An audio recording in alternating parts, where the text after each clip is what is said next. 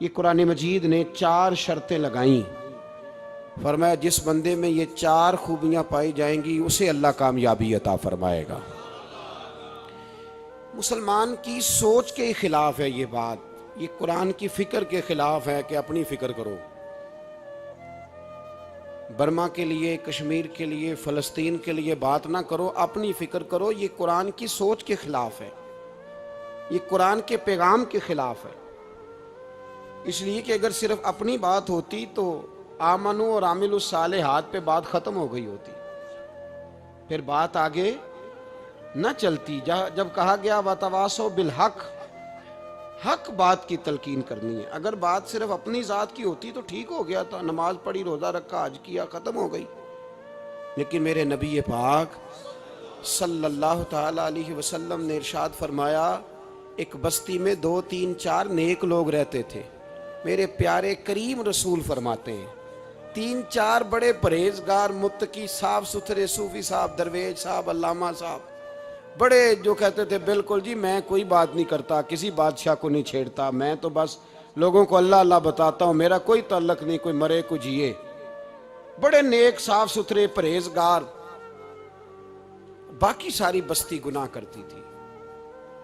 नबी पाक अलैहिस्सलाम फरमाते हैं रब करीम ने कुछ अरसे तक मोहलत दी, फिर मशीयत खुदाबंदी, अल्लाह का कानून हरकत में आया तो कहा जिब्रील सारी बस्ती तबाह कर दो, तबाह कर दो।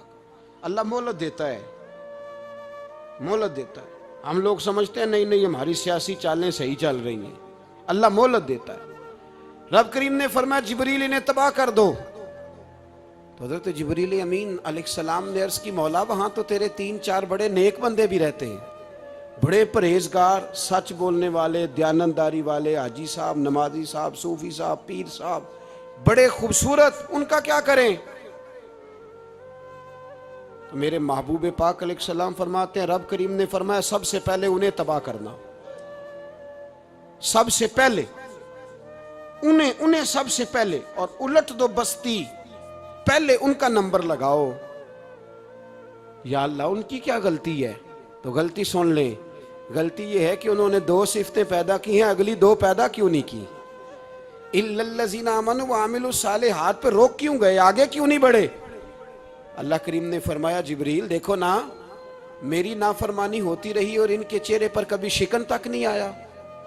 लोग मेरा कानून तोड़ते रहे, इन्हें कभी बुरा ही नहीं लगा, गुनाह देखकर कभी ख्याल ही नहीं आया बदलने का।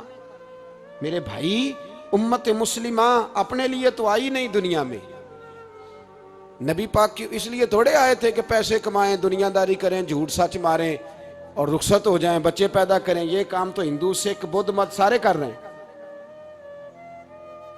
तू फकत इस काम के लिए थोड़ी आया है।